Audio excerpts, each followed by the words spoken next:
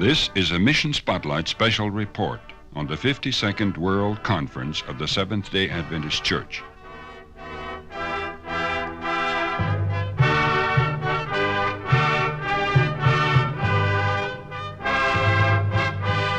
At 7 p.m. July 10, 1975, the Vienna Stadthalle was in readiness.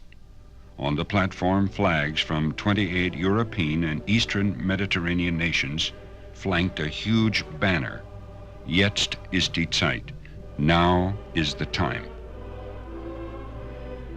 From the north, from the south, from hamlets and cities, from huge continents and coral isles, in 100 tongues the throng blended voices to one tune. We have this hope that burns within our hearts.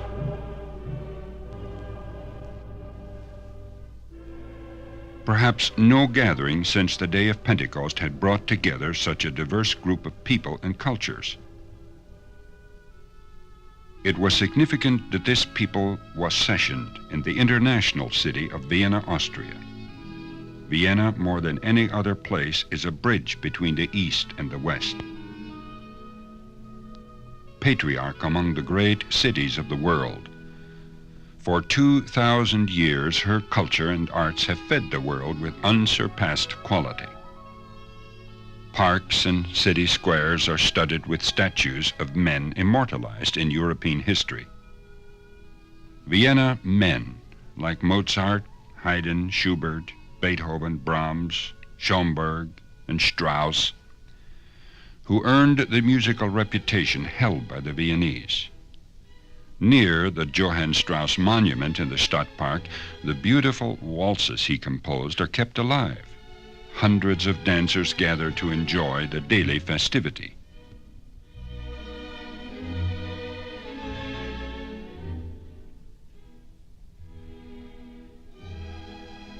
Benches line the city parkways.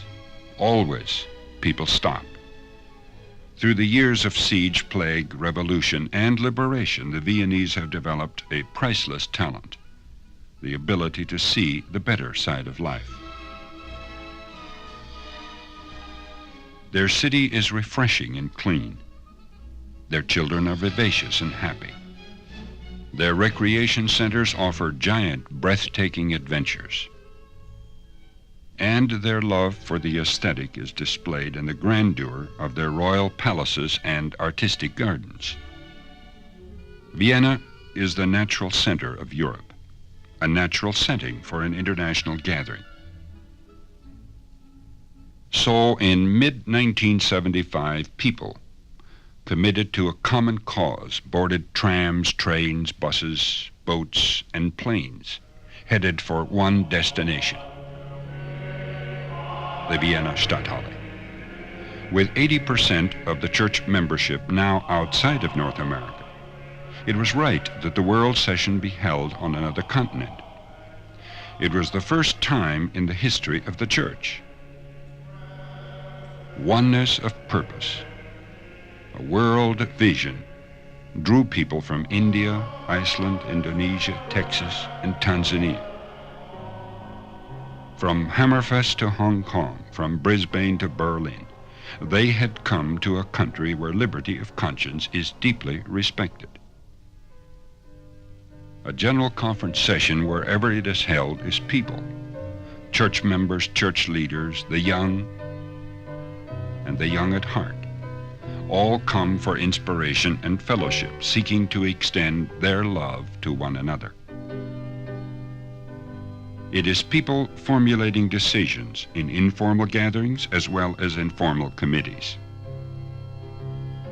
It is people meeting people for the first time and knowing immediately that there is a bond of love. From the Isles of the Caribbean, the dynamic evangelist and president of the Jamaica Mission, Tim Walters, shook hands for the first time with Nathan Rory, president of the Malaita Mission in the Solomon Islands. It is people from all over the world who come as delegates, this time 1,729 of them. Peter Pondak is from New Guinea.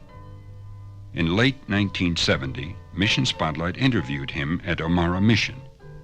He told how his people bring their tithe and place it in the left side of the tithe shelter, their first fruits on the right. It was for Pastor Peter's support.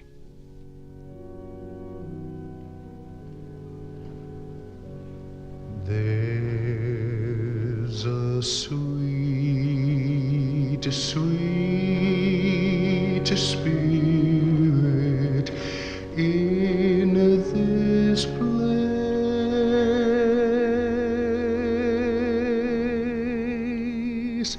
and I know that it's the Spirit of the Lord.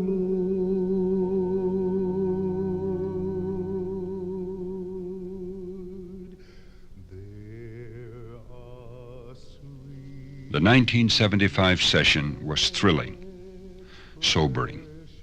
There were moments the like of which had never before been experienced. As delegates were being officially seated, Theodore Karshich stepped to a floor microphone. Mr. Chairman, in the year 1974, the General Conference officers and the General Conference Committee authorized the General Conference Vice President to visit the USSR. Karshich briefly referred to his contacts of the past year. Then, delegates of this World Congress, I present to you our beloved brethren and sisters from the Seventh-day Adventist churches in the great Union Socialist Republics. Amen. the 7 delegates were officially recognized and seated. It was the first time in 57 years that a representation from Russia had been at a general conference. C.L. Powers, president of the host division, stood before the podium microphones. Brother Chairman, fellow delegates, it is my privilege tonight to present 2 of our delegates from Bulgaria, Brother Nikola Tanev, president of the Bulgarian Union of Seventh-day Adventists, and Brother Christo Kirov, pastor of the Sofia, Bulgaria Church. To my knowledge, this is the first time in the history of the Seventh-day Adventist Church that we have had a representation from this country. Emotion intensified. Powers, who had made contact with the government for the 2 delegates, says they represented 3,000 believers in their country. A message from 6,350 church members in Burma was read. 10 years ago, the Adventist hospital and schools in Burma were nationalized. Since 1966, overseas workers have not been admitted. During the 10-day gathering, interest in the Bulgarian and Russian delegations mounted. Hundreds of camera exposures would hopefully help preserve the memory. Questions were many.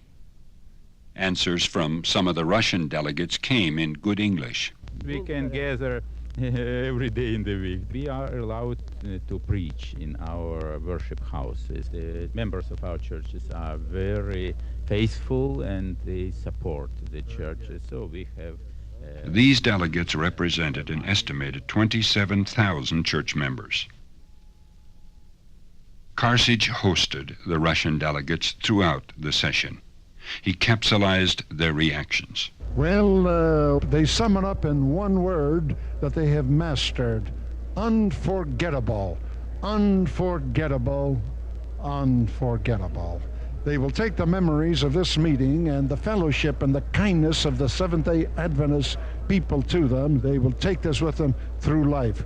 In fact, one man said, well, as far as I'm concerned, I can die now. I've tasted a little bit of heaven. The world sessions of the church are not scheduled merely for fellowship, energizing of spirit, or renewing of dedication.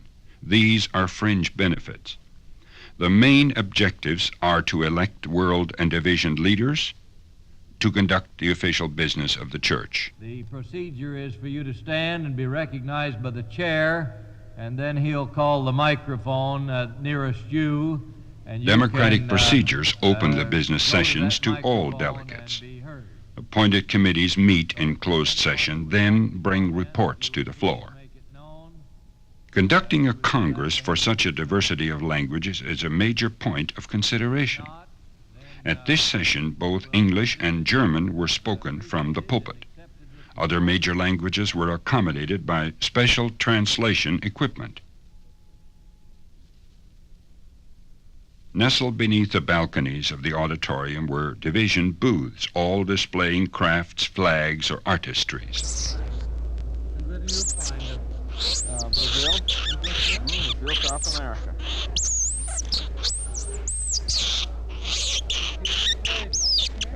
Live entertainment greeted visitors at the South American display. Rochelle, returning with her parents to the States from mission service, hoped to talk her way through customs with spice, a Brazilian marmoset. At the Trans-African booth, Bob Seamount and co-pilot Stan Seary slated air routes. In a single-engine Cessna Y-85, the two men had followed the trail of Charles Lindbergh from the States to Europe en route to Zaire, Africa. It was the 12th transcontinental flight Seamount has made to deliver planes for mission service. The Congress emblem was the creation of Finnish artist Heikko Joikinen. A white stylized dove depicts the peace of God's love. The flaming tongues are the latter rain.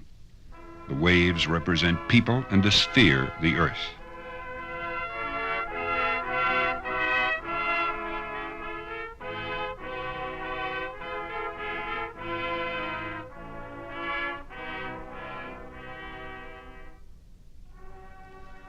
The session was a demonstration of talent.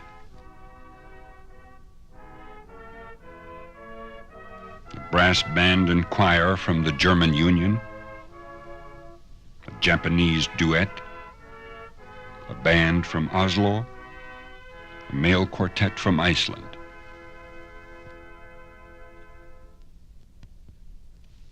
The Czechoslovakia choir.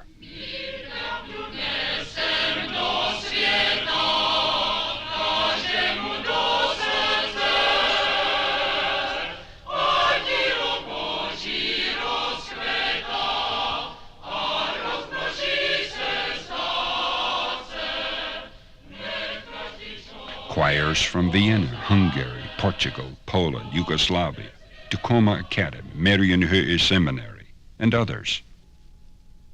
The singing stewards from Great Britain witnessed on the streets and in the parks of Vienna.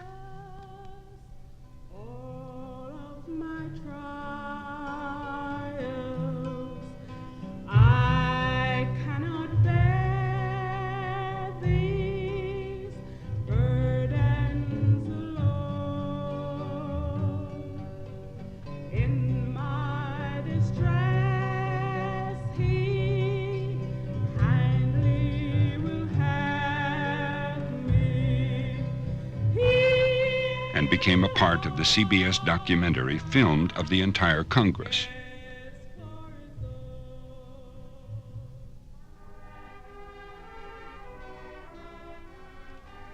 The session was a demonstration of sorts, a demonstration of accomplishments. Evenings were devoted to the 10 division fields. From the Northern Europe West Africa Division, Anna Halavera of Finland. 6 years ago, she pumped gas and serviced road equipment. For 5 years now, she has sold the Bible story. Her yearly sales hold the world record. The 1,565 sets she sold in 1974 would stack higher than the Eiffel Tower. A wheelchair sped onto the platform. Charles Axelsson once tended the King of Sweden's horses. Soon after baptism, he was in a car accident. He was paralyzed from the neck down. Charles types with a stick in his mouth. He translates Adventist literature. He paints pictures. He has converted his nurse. The audience burst into applause.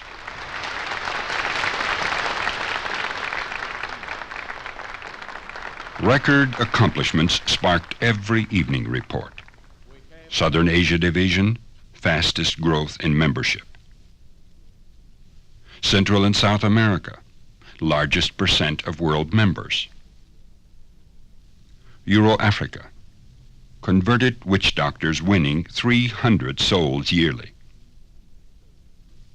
Trans-Africa, entire villages seeking baptism.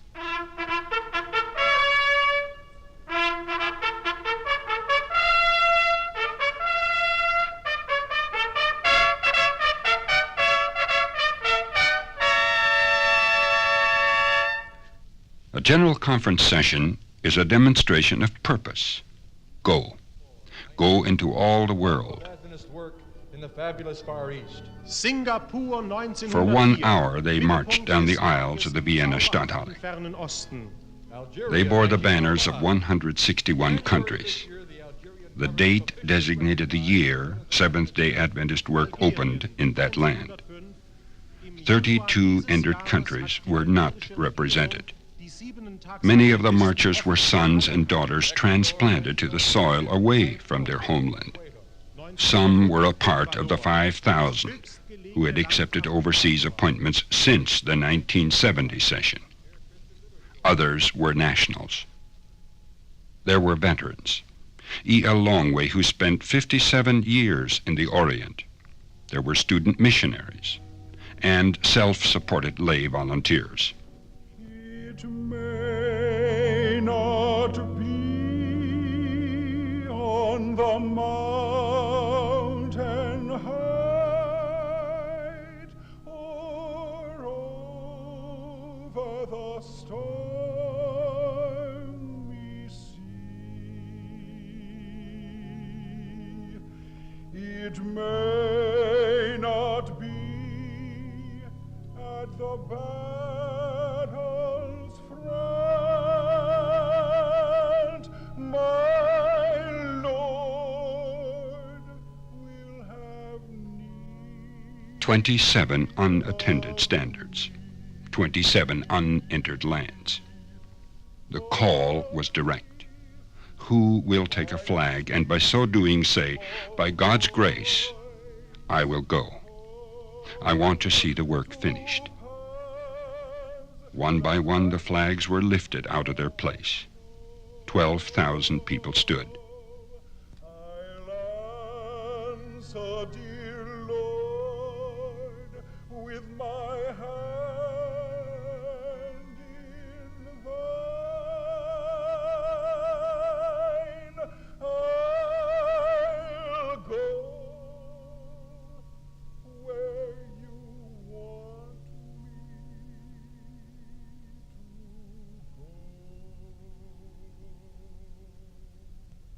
go. A spirit of urgency prevailed throughout the session.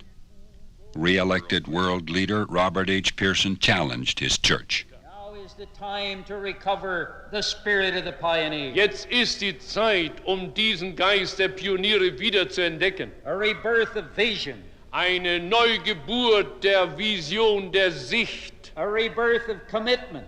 Eine Wiedergeburt dieser neuen A Hingabe. rebirth of sacrifice and service and courage. Und eine Neugeburt dieses Geistes des Opfers und des Mutes. Vienna was the city for 75.